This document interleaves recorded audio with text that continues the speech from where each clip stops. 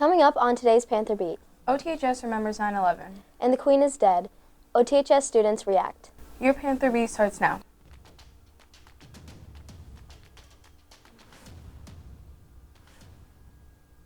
Hello, I'm Lila. And I'm Haley, and this is your Panther Beat for Friday, September 9th. On September 11th, 2001, 19 militants hijacked 4 airplanes and carried out suicide attacks against the United States. OTHS students and faculty reflect on their memories from that fateful day. Take two. Take two and 2, 1. This is as close as we can get to the base of the World Trade Center. You can see the firemen assembled here, the police officers, FBI agents, and you can see the 2 towers. A huge explosion now, raining debris on all of us. We better get out of the way! I can't ever forget the events of 9/11. My classroom was in senior hall. At the time I was teaching at Muscuda High School, and at that high school there's lots of military students, and I had 2 students in my classroom who had parents in the Pentagon, and we started hearing rumblings, and we were asked to turn on our TVs, which were the old Channel 1 TVs, and we turned the TVs on and we saw the news footage. I remember very vividly where I was, which was in room 413 over here in our hallway, and I was teaching. It was first hour, and one of my good friends and colleagues, Mr. Mister, came by and told me to turn on the TV, so I did, and watched some of those events unfold, and it was a very scary time for me, I recall. I was a first-year teacher at Jabot Catholic High School, and basically I was teaching history class, and I remember one of my neighboring teachers, Mr. Corsi, popped his head in and basically said something crazy was going down, and I immediately shut the class down, and we went to the cafeteria. In those days, not every classroom had a TV, and we had this huge TV, and basically as we were coming into the cafeteria, we saw live the second plane hit, and immediately I knew something terrible on a whole unprecedented level was going on, and basically the whole day we just sat and just watched the developments of the news as each class kind of went through. I remember this is before we had phones. I wasn't even plugged into the internet at that time. I didn't carry a cell phone, so I had a phone in my place, and I had purchased a Marshall amplifier from a guitar shop in London, like Jimi Hendrix, Eric Clapton, old school 1960s big Marshall amplifier, and I'd been calling this guy in England and trying to get the currency exchange. And so I got a good deal, and they're shipping my amplifier from England, and so I slept in, and my phone starts ringing, and I wake up, and I'm like, I go and answer the phone, and there's this guy excited in a British accent, and hey, put on the telly, you don't live in New York, do you? And I'm like, bro, you sent my amp to New York? I told you Chicago. What? Come on, man. He's like, you better put on the telly. What? So I put on the television to literally see the Trade Center coming down. And I dropped the phone. I was like, pick up the phone, is this for real? And he's like, yeah, man, you don't live in New York. I'm like, no, I'm in Chicago, but holy crap, this is real. And nobody knew what to do. It was such a violation of expectations, right? Actually, I was here in the guidance office, in one of the other offices right over there. It was the beginning of the school day, and somebody said we need to turn on the TVs right away. We actually had a TV up in the corner of the guidance office, a pretty small TV, and we watched it. We saw because it was after the first plane crashed, and we actually were standing out here watching it when the second plane crashed, and it was just so just hard to see. It's just so sad and brings back a lot of emotions because I was right here in this office back then. So I actually was teaching at Belleville Althoff. It was my very first year teaching, and I remember as I was starting my first hour class, I had a kid walk into my room and tell me he was late because they were watching the news about a plane flying into the Twin Towers. And I was like, well, what kind of plane? And he couldn't really tell me. He was kind of confused himself, and I asked if anybody else had heard about it and everything else like that, and no one really knew anything else. And then a secretary came down to my room and needed somebody who was going to leave all of a sudden. And when she got that student out of my classroom, she told me that a second plane had hit. And I was like, well, wait a minute, what do you mean a second plane? She was like, yeah, they think it's a terrorist act now. These were the passenger jets that were being flown into the Twin Towers. So I instantly just got that really disturbed feeling. It was a very, very difficult time because of my students who were all connected, many of them, to the military in some way or another. And my two students that had parents in the Pentagon were unconsolable. So it was a very hard day. I was in shock and figuring out how we're going to get through the rest of the day. And my first thing was just to, do I know anybody? Is there anybody that I can reach out to?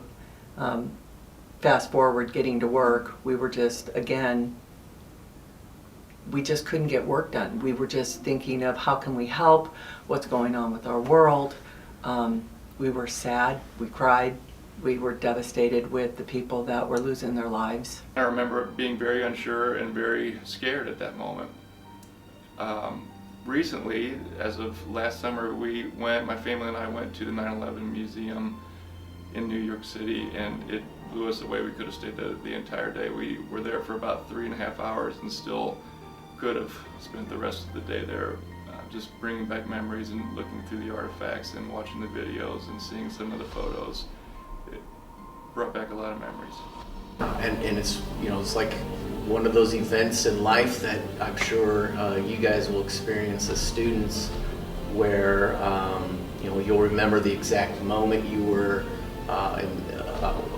the people you were with, the colors, the smells, the sights, the sounds, still very vivid, even still today.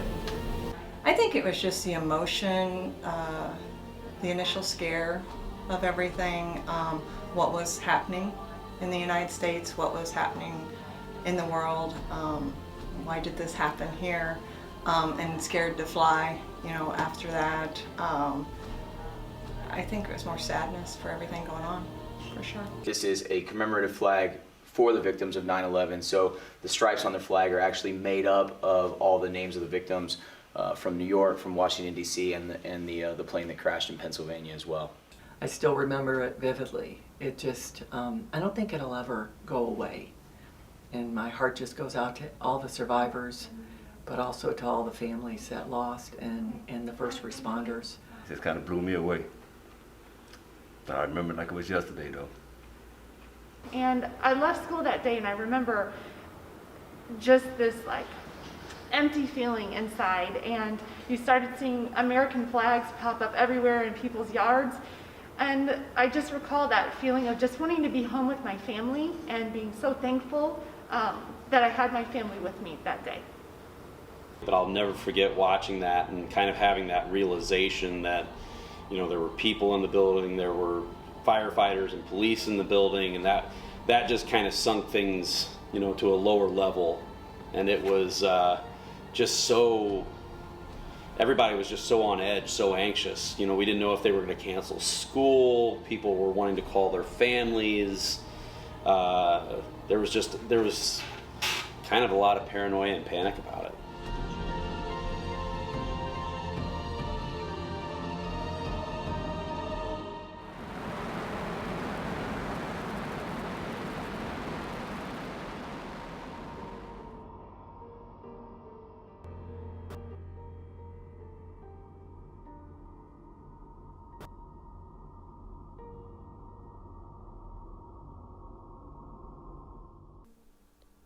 If you need help with your homework, getting organized, or submitting assignments, the Academic Assistance Center can help.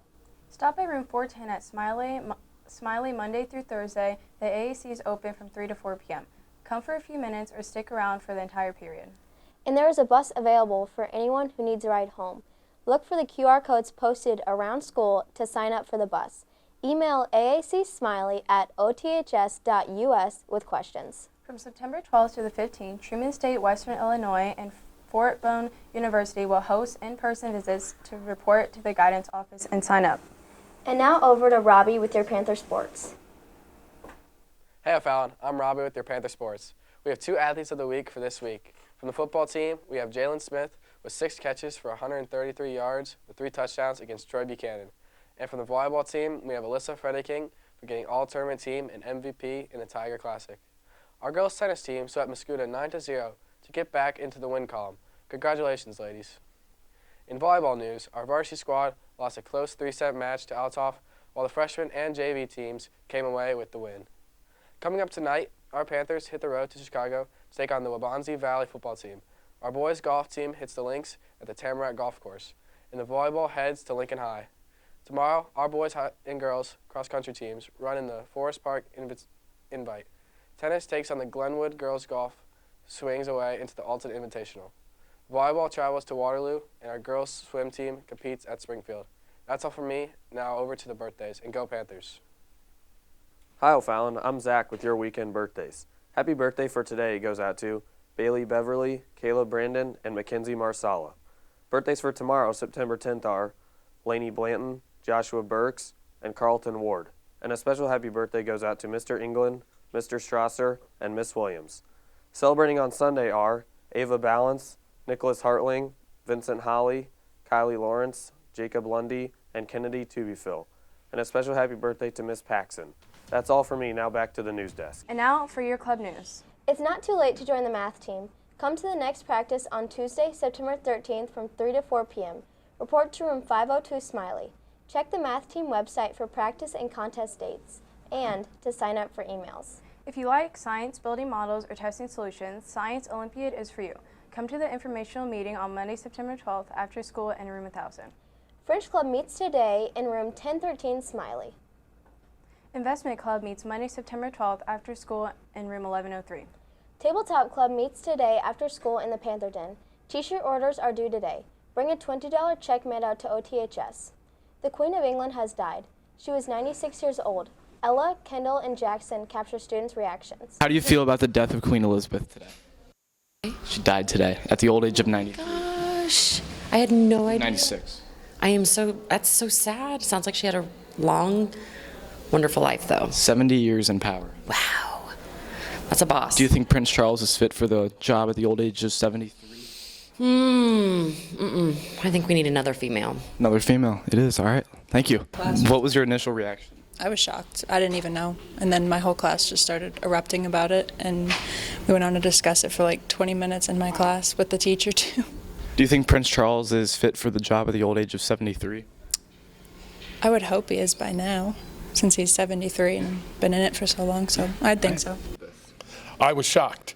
Actually, I just had some students come in and tell me about it. Really? I was really surprised. Do you think Prince Charles is fit for the job at the old age of 73? I think he'll do a decent job. I don't know how long he'll be in that position. Is there somebody else that you think would be better in that position?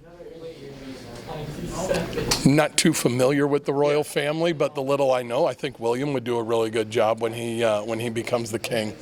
All right, thank you. And she lived a long life. Yeah, so 96 years old. It's all good.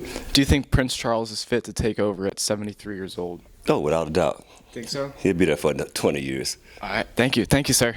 How do you feel about the death of Queen Elizabeth? I mean, it's kind of sad, but like, she was old. It was she was 96. Yeah, it was kind of coming. It's very sad, guys. I feel like the Queen could have been really popular, like a good role model to us, Yeah. Do you think Prince Charles is fit for the job at the old age of 73? Maybe. You never know, guys. It could work or it could not, Yeah, all right, thank you. That's it for today, O'Fallon. For up-to-date news, videos, and more, head over to our Panther Beat YouTube channel.